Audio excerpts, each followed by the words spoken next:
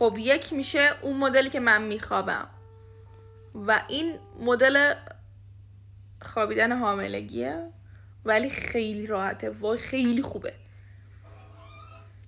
اصلا دوست ندارم نشسته بخوابم، اصلا.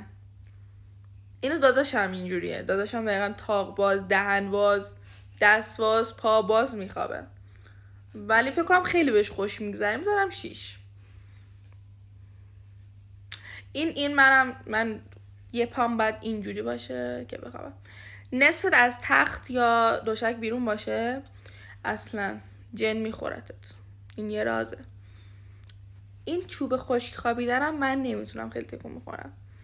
و اینم که دست زیر بالش باشه خیلی خوبه.